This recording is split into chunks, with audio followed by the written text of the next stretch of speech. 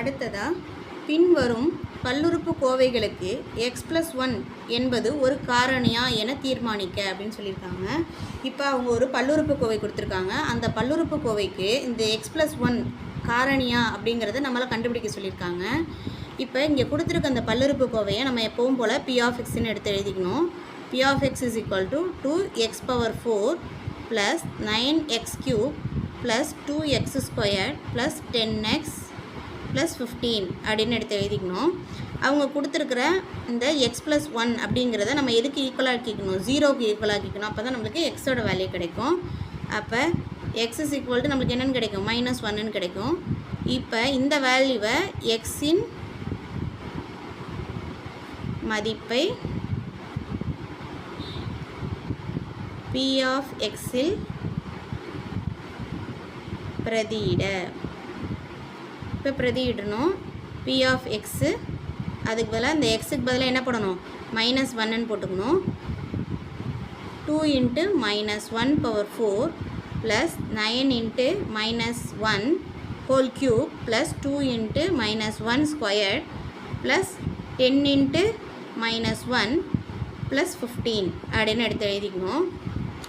இப்போ நம்மளுக்கு இந்த 2ஓட வேல்யூ அப்படியே எடுத்து எழுதிக்கணும். இந்த -1 வந்து 4 டைம்ஸ் போடணும். எப்பவும் போல் -1 4 டைம்ஸ் போடுவோம் பாருங்கள்.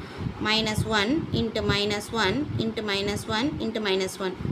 இந்த -1ஐயும் மைனஸ் போடும்போது +1ன்னு வந்துடும். இப்போ இந்த +1ஐயும் இந்த -1ஐயும் போடும்போது நம்மளுக்கு என்ன கிடைக்கும்? -1 கிடைக்கும். இப்போ இந்த -1ஐயும் இந்த -1ஐயும் போடும்போது நம்மளுக்கு என்ன கிடைக்கும்? +1ன்னு கிடைக்கும். இப்போ 4 டைம்ஸ் போட்டதுனால நம்மளுக்கு என்ன கிடச்சிருக்கு? +1ன்னு கிடச்சிருக்கு. அந்த ஆன்சர் இங்கே எடுத்து எழுதிக்கணும். +9 × 3 டைம்ஸ் போடும்போது என்ன கிடச்சிச்சு? -1 × -1 +1 +1 × -1 என்ன கிடைக்குது? -1ன்னு கிடைக்குது. இப்போ இந்த ஆன்சரை இங்கே என்ன பண்ணணும்? ரீப்ளேஸ் பண்ணணும். -1 + 2 × 2. இப்போ -1 × -1 என்னென்னு கிடச்சிச்சு? +1ன்னு கிடச்சிச்சு. அதை இங்கே போட்டுடணும். இன்ட்டு இப்போ 10 × -1ங்கும் போது -10ன்னு வந்துடும். +15 அப்படியே எடுத்து எழுதிக்க வேண்டியதான். இப்போ 2 × 1 2, -1 × 9 அப்படிங்கும்போது -9ன்னு கிடைக்கும். 2 × 1 + 2 -10 + 15 நம்மளுக்கு கிடச்சிருச்சு. இப்போ இது எல்லாத்தையுமே ஆட் பண்ணி எழுத போகிறோம். இப்போ ப்ளஸில் இருக்கிறதெல்லாம் ஒன்றா ஆட் பண்ணணும். இது எல்லாமே ப்ளஸில் இருக்குது. அதெல்லாம் ஆட் பண்ணோம்னா நம்மளுக்கு என்ன கிடைக்கணும்? 2 2 4 4 + 15 வந்து 19ன்னு கிடைக்கும். இப்போ இந்த மைனஸில் இருக்கிற ரெண்டையும் ஆட் பண்ணும்போது -19ன்னு கிடைக்கும். இப்போ +19ம் -19ம் கேன்சல் ஆகி என்னவா கிடைக்கும்? 0 கிடைக்கும். அப்போ p(-1) அதாவது எக்ஸோட வேல்யூ வந்து நம்ம -1ன்னு பிரதியிட்டோம்னா நம்மளுக்கு 0ன்னு கிடைக்கணும். அப்போ தான் அது வந்து நம்ம என்ன எடுத்துக்க முடியும்? x+1 அப்படிங்கிறத காரணி அப்படின்னு எடுத்துக்கலாம். இதுவும் ஒரு காரணி அப்படின்னு எடுத்து எழுதிடலாம். அப்போ இந்த பல்லுறுப்புக்கோவை 2x⁴ + 9x³ + 2x² + 10x + 15 இந்த பல்லுறுப்புக்கோவைக்கு x+1 அப்படிங்கிறது ஒரு காரணி அப்படிங்கிறத நம்ம கண்டுபிடிச்சிட்டோம். அடுத்தது இப்போ இந்த x+1 வந்து காரணியா இல்லையா அப்படிங்கிறத நம்ம பார்த்தோம்ல. அதே மாதிரி இப்போ இங்கே ஒரு பல்லுறுப்புக்கோவை கொடுத்துருக்காங்க. அதுக்கு வந்து இந்த x+1 வந்து காரணியா இல்லையா அப்படிங்கிறத நம்ம வந்து கண்டுபிடிக்க போகிறோம். இப்போ வந்து இங்கே கொடுத்துருக்க அந்த பல்லுறுப்புக்கோவை எப்பவும் போல் p(x)ன்னு எடுத்து எழுதிக்கோங்க. p(x) = x³ - 14x² + 3x + 12. இப்போ x+1 = 0 அப்படிங்கும்போது x = -1. இப்போ எக்ஸோட வேல்யூ கண்டுபிடிச்சாச்சு. எக்ஸோட வேல்யூ கண்டுபிடிச்சோன்னா அதை p(x)ல் கொண்டு போய் அப்ளை பண்ணணும். அப்போ p(-1) = -1³ - 14 -1 the whole square plus இந்த 3xல் பண்ணணும். 3 × -1 + 12. இப்போ இங்கே கிடச்சிருச்சு. இப்போ வந்து -1 அப்படிங்கும்போது -1 × -1 × -1 +1 இந்த +1ம் -1ம் மல்டிப்ளை பண்ணும்போது என்ன கிடைக்கும் அப்படின்னா -1ன்னு கிடைக்கும். அப்போ -1 -14 -1 இன்ட்டு -1 என்னது +1 தானே இங்கே போட்டிருக்கோம். அப்போ இங்கே +1 அப்படியே எடுத்து எழுதிடணும். -1 த ஹோல் ஸ்கொயர்டு தான். அடுத்தது 3 இன்ட்டு -1 + 12 அப்படியே எடுத்து எழுதிடணும். இப்போ -1 1 இன்ட்டு 14 தான். அப்போ -14 -3 + 12 அப்படின்னு எடுத்து எழுதிக்கணும். இப்போ வந்து மைனஸ் எல்லாத்தையும் வந்து ஆட் பண்ணிக்கணும். இப்போ இங்கே என்ன கிடைக்குது அப்படின்னா 14 + 1 வந்து 15, 15 + 3 வந்து 18. அப்போ -18 + 12ன்னு கிடைக்கும். அப்போ நம்மளுக்கு என்ன ஆன்சர் கிடைக்கும் அப்படின்னா 18லேருந்து 12 போச்சு அப்படின்னா -6 கிடைக்கும். அப்போ P ஆஃப் -1 வந்து -6ன்னு கிடைக்குது. x + 1 வந்து காரணியாக இருக்கணும் அப்படின்னா இந்த பல்லுறுப்புக்கோவையில் வந்து இந்த x + 1 அப்ளை பண்ணும்போது -1ன்னு அப்ளை பண்ணும்போது பல்லுறுப்புக்கோவை வந்து என்னவாக கிடைக்கணும் 0வாக கிடைக்கணும். அப்படி கிடைக்கல இந்த மாதிரி நம்பர்ஸாக கிடைச்சிச்சு அப்படின்னா x + 1 அப்படிங்கிறது ஒரு காரணி அல்ல, இது ஒரு காரணி அல்ல அப்படின்னு எடுத்து எழுதிடணும். அப்போ இந்த பல்லுறுப்புக்கோவைக்கு x + 1 வந்து ஒரு காரணியா அப்படின்னு வந்து நம்ம கொஸ்டினில் கேட்டிருக்காங்க. அப்போ காரணியாக இல்லைங்கும்போது இது வந்து காரணி கிடையாது. அதனால் இது ஒரு காரணி அல்லன்னு எடுத்து எழுதியிருக்கேன்.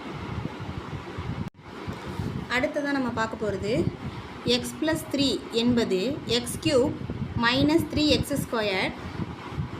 - px + 24 ஒரு காரணி எனில் pன் மதிப்பு காண்க அப்படின்னு கேட்டிருக்காங்க. இப்போ இங்கே கொடுத்துருக்க அந்த பல்லுறுப்புக்கோவைக்கு x + 3 அப்படிங்கிறது ஒரு காரணின்னு சொல்லிட்டாங்க. அப்போ இந்த கொடுத்துருக்க பல்லுறுப்புக்கோவையை நம்ம எப்பவும் போல் p of xன்னு எடுத்து எழுதிக்கணும். p of x = x³ - 3x² - px + 24 அப்படின்னு எடுத்து எழுதிக்கணும். இப்போ இங்கே x + 3ன்னு கொடுத்துருக்காங்கல்ல, அதை வந்து எப்பவும் போல் x + 3 = 0 அப்படின்னு எடுத்துக்கிட்டோம்னா எக்ஸோட வேல்யூ என்ன கிடைக்கும் -3ன்னு கிடைக்கும். இந்த வேல்யூவை எப்பவும் போல் p of xல பிரதியிட்டு அது வந்து =0க்கு நம்ம ஈக்குவல் பண்ணிக்கணும். இப்போ வந்து p of -3 = 0 அப்படிங்கிறது தான் இதில் கான்செப்டே. ஏன் அப்படின்னா ஆல்ரெடி அவங்க கொடுத்துருக்காங்க இந்த பல்லுறுப்புக்கு வந்து x + 3 அப்படிங்கிறது வந்து ஒரு காரணி அப்படிங்கிறத கொடுத்துருக்காங்க. அதனால் அதை =0ன்னு எடுத்துக்கிட்டேன். இப்போ கொடுத்துருக்க அந்த பல்லுறுப்புக்கோவைக்கு -3ன்னு எக்ஸோட மதிப்பை பிரதியிடணும். p of -3 = இந்த x³ இந்த எக்ஸுக்கு பதிலாக இங்கே வந்து -3³ போட்டுக்கணும். -3 இன்ட்டு x² பதிலாக இங்கே என்னதான் -3 தான் ஹோல் ஸ்கொயர்டு -p இன்ட்டு -3 + 24 = 0 அப்படின்னு எடுத்து எழுதிக்கணும். இப்போ -3ங்கும்போது 3 3s are 9 எப்பவும் போல் எடுத்து எழுதுவோம்ல.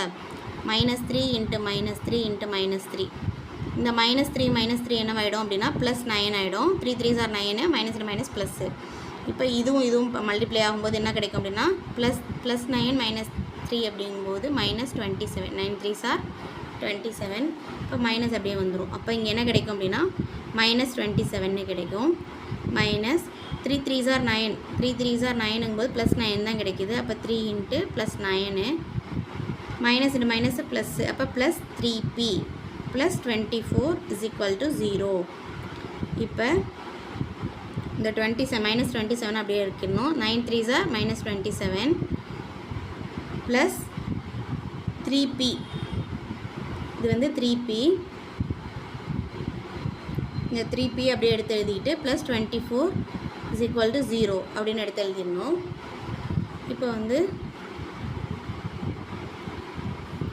இப்போ இதில் வந்து என்ன பண்ணணும் அப்படின்னா இந்த -27 ஆட் பண்ணணும்.